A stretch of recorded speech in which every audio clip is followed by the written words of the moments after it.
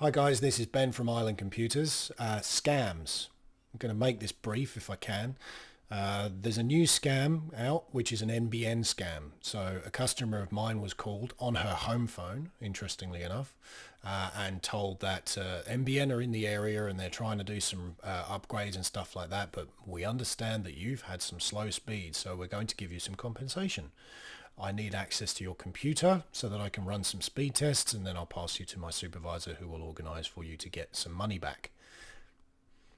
That's a good one. It's a good one, and they sound very genuine. It was a Philippine call center, so it could be a call center that's basically co-managing the support for Optus, iPrimus, Dodo, you name it. They all basically have different hats, and they just change their script depending on who they're actually talking to. I know this because I've called up before now and they went, "Good afternoon, Dodo support," and I went, "I'm actually calling for an Optus customer."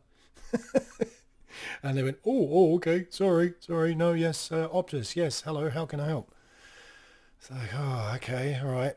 So it's quite possible that there's someone dodgy within that call center. This is just a theory, who is passing on those details to someone at organised crime, or organised crime have managed to get into that call centre and are basically running their own scam from within it.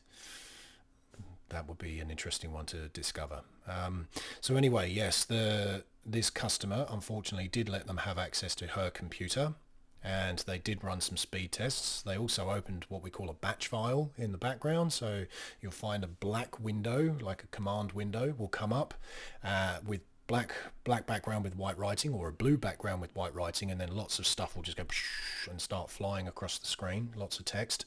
That's a batch file, so that basically edits a lot of the Windows systems in the background. When that happens, really the only option is to wipe your computer and start again. And I'm very happy to say that Bendigo Bank feel the same way as me. They don't want the computer to come back to the customer until it's been wiped and Windows has been reinstalled. And to be honest, once a batch file is run, that is the best thing you can do, because if you do a repair of Windows, there could still be something in there that's not quite right, that they still have access to your computer.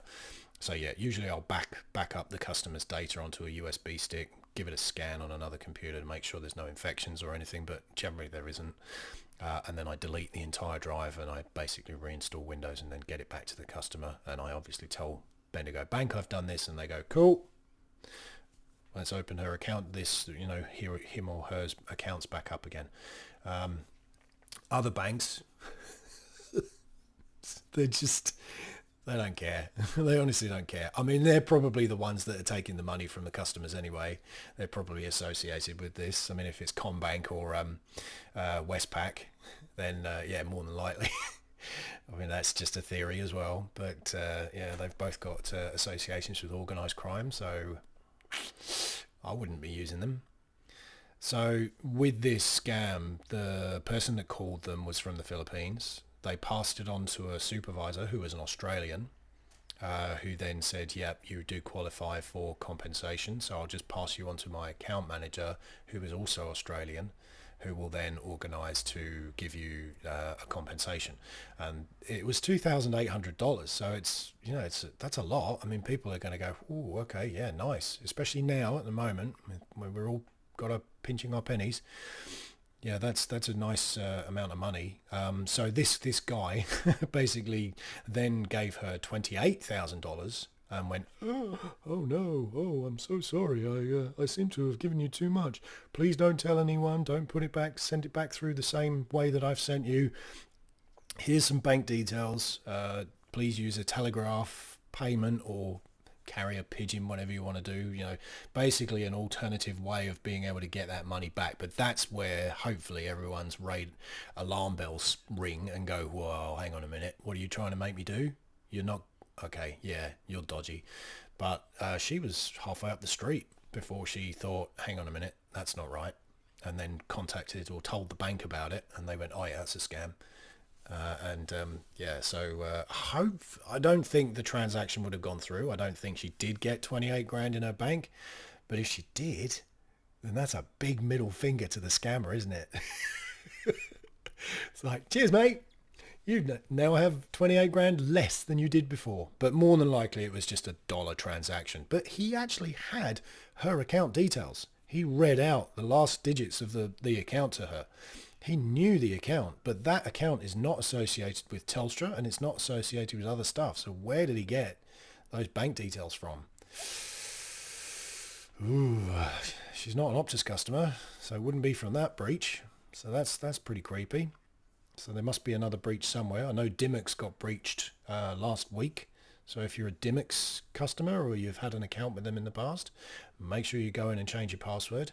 I did notice when I changed mine that there's no way to delete your account, which is rude. I think all companies should have the ability for you to just go, nope, delete, and remove the account completely. But obviously you can contact them and get your account deleted. Yeah, so obviously don't believe anything that you hear on your home phone. In fact, just disconnect your home phone, because 98% of the calls that people get on a home phone, they're going to be scams. Or it's some sort of government phone call, because the government has access to all these phone numbers on the do not call register. Ironic, isn't it? And charities as well. But most of the calls from charities these days, they're not actually from a charity. They're also from organised crime. So if you get any calls from Red Cross, Greenpeace, what else was it? Not Animals Australia. They're usually okay. And the Wilderness Society, they're okay. But just don't answer them. Don't answer any calls. If you get any calls on your mobile from a private number, never answer it. Never. If they don't leave a message, they're a scammer. Plain and simple. If you get a call from an unknown number, just let it go to voicemail. Or if you've got a phone like me, the Google phones, I've got the Google Assistant, which will answer a call for me. Usually when I'm on the phone, I've said this in a previous video, and I'll just let it vet the call. And if it's a scammer, they just hang up straight away. So that's a really good service, and I think a lot of phones, hopefully Android, push that as for like a standard feature on every phone. I'm sure Apple will do their own one, and they'll say nobody else has done it before and it's the best thing since sliced bread. Amazing, the way they always do.